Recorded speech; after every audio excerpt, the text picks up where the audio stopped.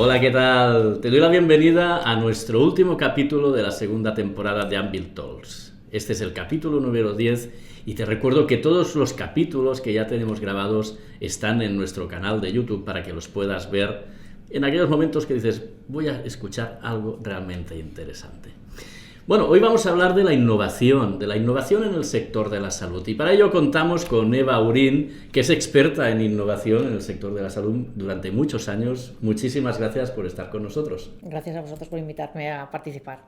Muy bien, pues vamos a hablar de la innovación. De la innovación, si buscamos a través de Google, haces ahora mismo la consulta y te van a aparecer más de 54 millones de llamadas a la palabra innovación.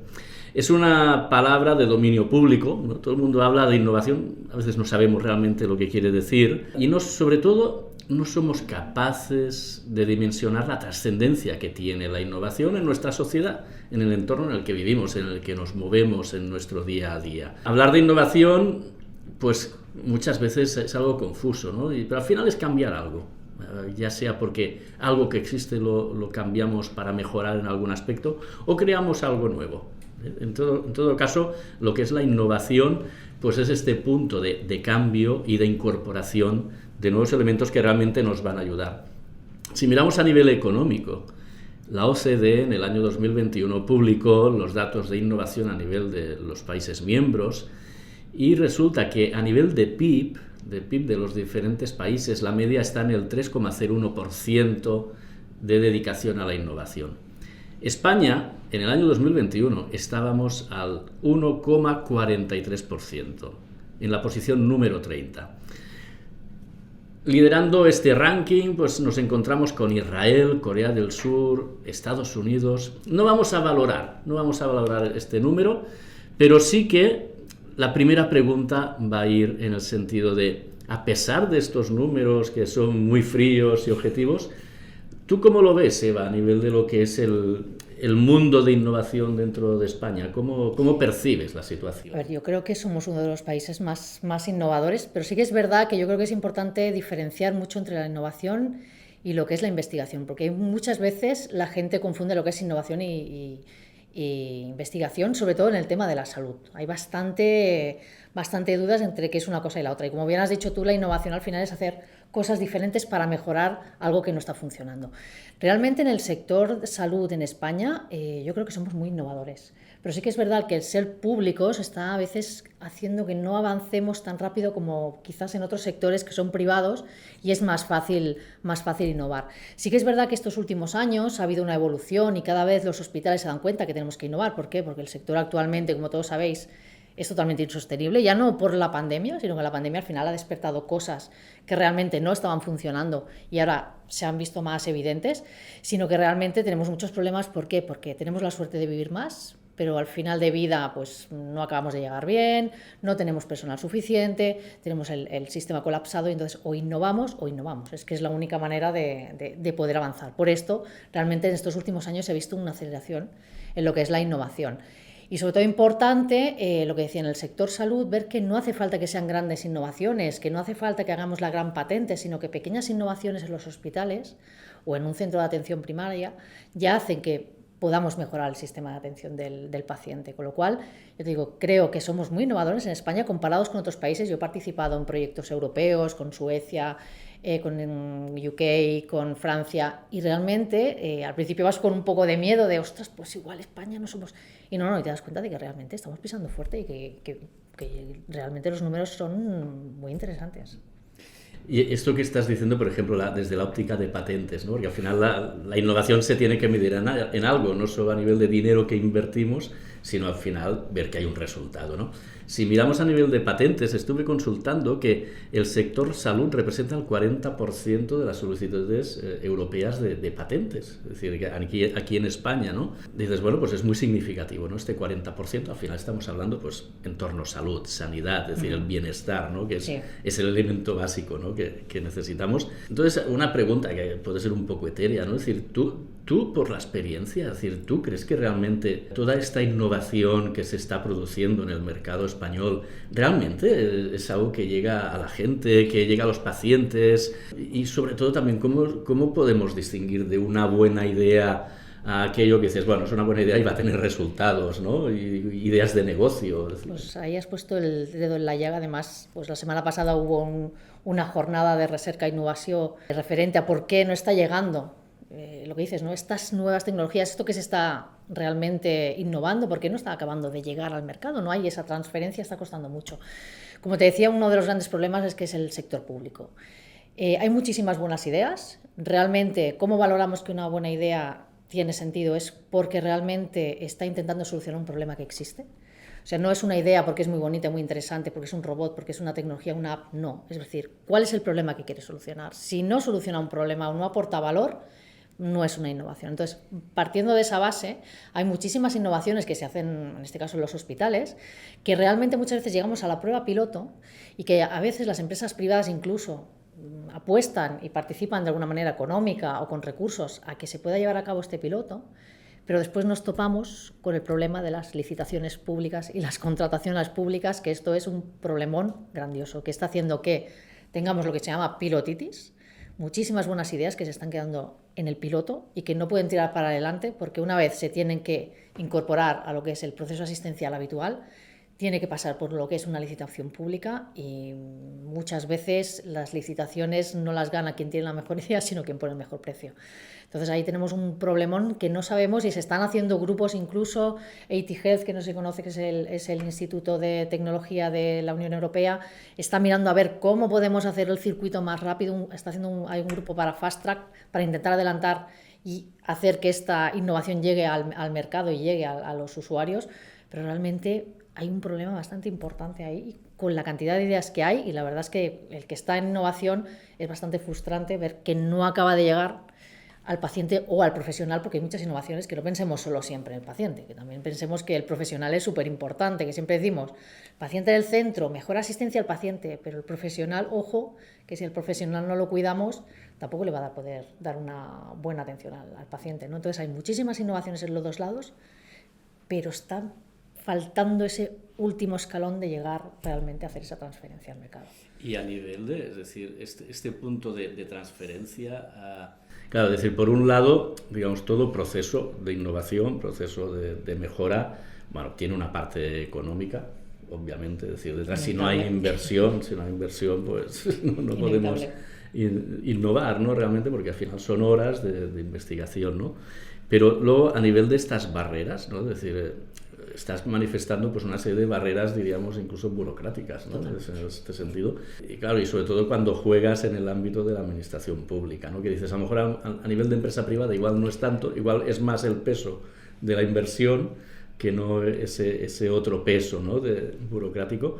Pero ¿tú crees que hay, aparte de estos problemas, otros problemas que tú identifiques realmente como el gran caballo de batalla de las empresas innovadoras? Yo, para mí, de los más grandes, uno es esto, la parte estratégica, que no todos los hospitales y centros de salud te están dando cuenta que esto es estratégico. Sí que te puedo poner un ejemplo de un hospital estratégico, que es el Germans Trias y Pujol, que está aquí en Badalona. Sí. Realmente toda la organización, desde Jordi Ara, que es el gerente, Uriel Estrada, el director de innovación, todos ven clarísimo que la innovación es importante. Esto lo transmiten al final las empresas privadas como es Telefónica, que nos ayuda también a participar y a trabajar con ellos y co-crear soluciones, como una que hace poco hemos realizado, la transmisión de la imagen del robot Da Vinci. Sabéis que es un robot que interviene en cirugías, pues poder hacer esta transmisión para que haya una mejor facilidad para hacer formación para futuros cirujanos en Da Vinci. ¿Pero por qué ha apostado Telefónica en este caso?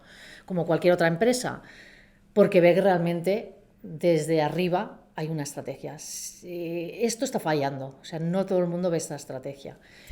Y luego también, ¿qué nos encontramos? Hay muchísimas también startups, porque a veces también la innovación viene de bottom-up, ¿no? ¿Y qué es lo que yo me estoy encontrando? Yo tengo mucho contacto con muchas startups, te das cuenta de que a veces las startups o la gente que tiene una idea no la ha consensuado con alguien que realmente trabaja en el sector. Y esto se nota mucho, porque pequeños detalles que no son conscientes, cuando a ti te lo explican dices, ostras, ¿esto no lo has visto? ¿Sabes? ¿Tienes el marcado C? Mucha gente dice, ¿pero qué es el marcado C?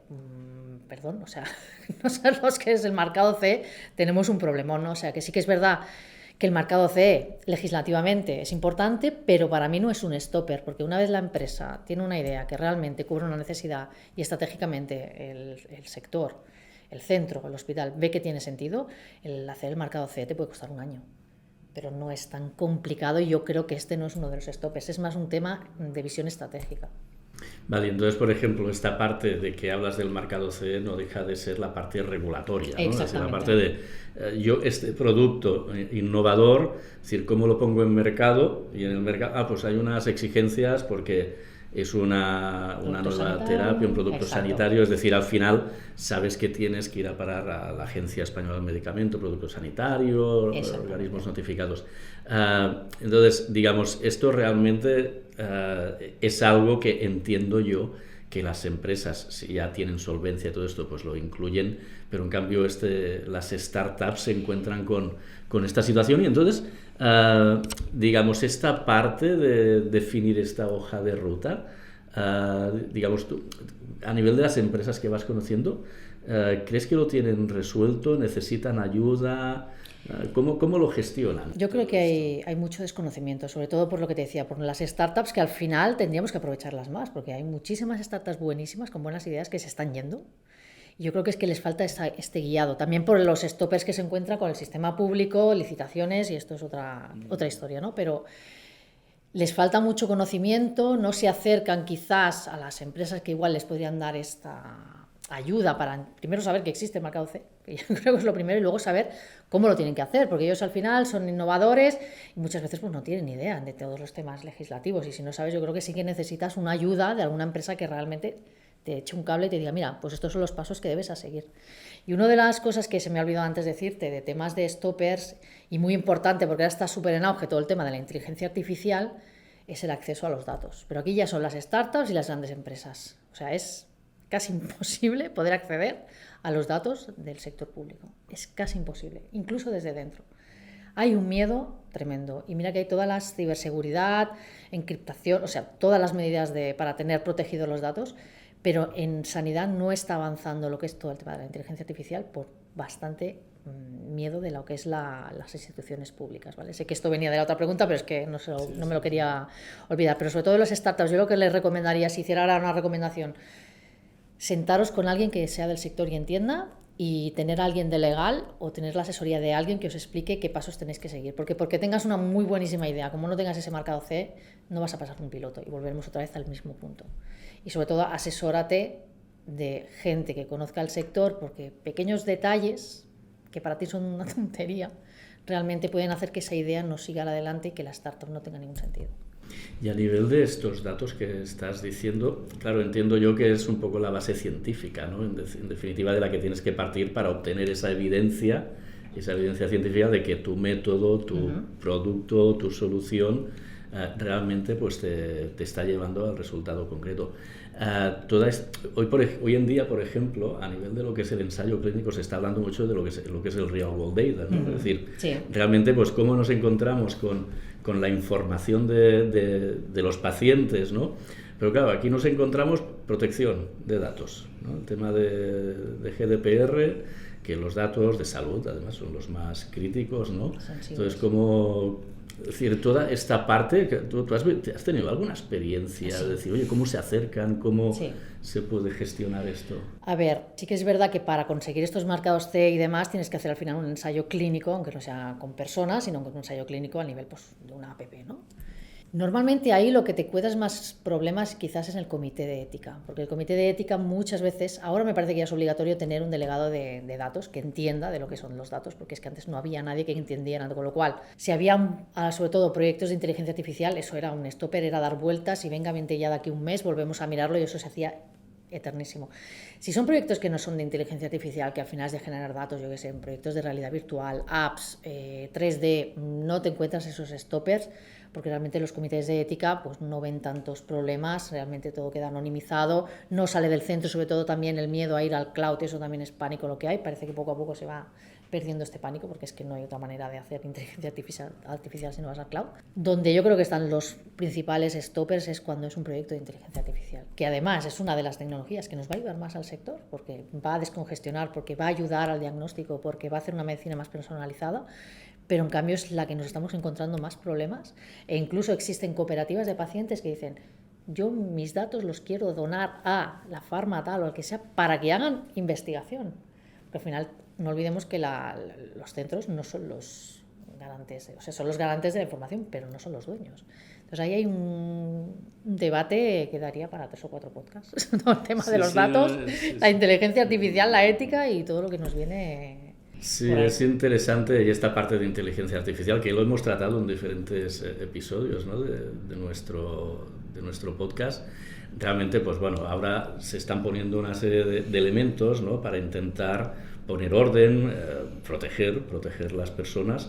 Pero yo a veces siempre tengo la duda, ¿no? Es decir, hasta dónde esas medidas proteccionistas, ¿no? del individuo pueden ir en contra de un beneficio colectivo, ¿no? Por tener toda esta información. Yo creo que es que en Europa siempre nos pasa que la regulación nos pasamos. Cuando entró la GRPD fue un mazazo, o sea, no podías hacer absolutamente nada. Luego sí que se hicieron modificaciones, pero desde el punto de vista de investigación clínica es que no se podía hacer nada. Nada, porque te pedían que cogieras el consentimiento informado de 5 millones de pacientes que hacía 6 años que no habían venido al hospital. Y dices, pero es que cuando ibas a coger los datos totalmente anonimizados, agregados y demás, decías, pero es que, vale, hay que tener cuidado, no hay que ser como a lo mejor China, que es todo lo contrario, ¿no? Pero yo creo que a veces nos pasamos de frenada y por eso estamos un poco a la cola. Y está China, que en la parte pública está aportando muchísimo dinero, facilidades para que se desarrolle, y luego tenemos Estados Unidos, que las empresas también tienen más libertad para poder desarrollar algoritmos. Entonces estamos aquí Europa, como siempre, un poco a la cola. ¿Por qué? Porque nos extrapasamos, yo creo que pagan justos por pecadores. Ponemos demasiada, para mí, reglamentación, somos demasiado estrictos y cuando nos damos cuenta y reaccionamos ya se nos ha pasado el tren. Y esto va muy rápido, la innovación no podemos esperar 2 años a que se den cuenta y echen para atrás y ahora mejoren las reglas para que sea más fácil hacer algoritmos de inteligencia artificial. Entonces yo creo que a veces tendríamos que sopesar el coste-beneficio, como se dice siempre, ¿no? Es decir, a qué coste y qué beneficio obtengo de poner tanta regulación. Porque si estamos como estamos, el sector es totalmente insostenible, no tenemos profesionales y con algoritmos de inteligencia artificial vamos a poder descongestionar o vamos a poder bajar listas de espera, pensemos a ver si realmente todas estas reglas están costando vidas. Sé que soy un poco catastrofista, pero es que al final es así. Porque una lista de espera, un paciente que esté 6 meses o que esté 1 año no es lo mismo. Entonces, si con estas herramientas podemos mejorar estas listas de espera, estos tratamientos, pues yo creo que también habría que ser, porque al final todos estamos dando datos por todos los lados. Cuando empezó el ChatGPT, seguro que tú te acuerdas, se han metido barbaridades. Y bueno, el translator, que seguro mucha gente no piensa que cuando metes en el translator un contrato, se lo estás dando a Google. Entonces, aquí no tenemos cuidado, pero en cambio cuando son cosas que realmente va a tener un beneficio para la salud, parece que no sé, estamos demasiado frenados, de mi opinión, ¿eh? Sí, bueno, me parece que es una opinión muy compartida por muchísimos profesionales del sector y que estamos viendo también esa parte, es decir, queremos ser tan garantistas que lo que hacemos es poner puertas al campo y no poder avanzar. Realmente, decir, pues cuando empiezas a poner tantos controles, primero se desincentiva las ganas por innovar, ¿no? Porque dices, a pesar de los problemas económicos que nos podemos encontrar, a pesar de que, si es un medical device, tenemos que pasar por una serie de controles obvios, digamos, una serie de controles obvios para garantizar, en definitiva, la salud de las personas, ¿no? Pero si además vamos poniendo estas cortapisas que lo que hacen es ralentizar, bueno, al final se dice que Europa nos estamos quedando en la cola, ¿no? Y ves cómo otros países te pasan por el lateral, ¿no? Sí, incluso, seguro, no sé si tú tienes salida privada, pero que la parte privada no pueda ver tu historia clínica de la parte pública, y ya no estamos hablando de inteligencia artificial.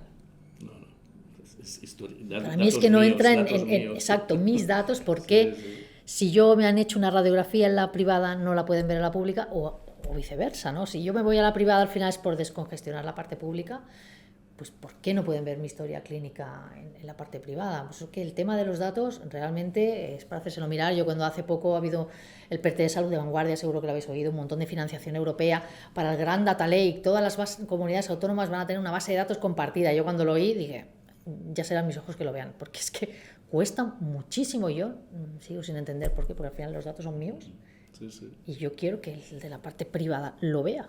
dame un check, pero doy un permiso, pero ¿por qué no ya? Eso no es investigación y ya solamente en el día a día no podemos acceder. Es que es, bueno, no sé, yo es que me pongo, me altero porque cuando conoces todo lo que se podría hacer, todo el beneficio y te das cuenta de que pues por esto, por miedos, por política y porque es así, no se hacen más cosas y se ponen tantas exigencias, pues la verdad es que te da un poco de impotencia.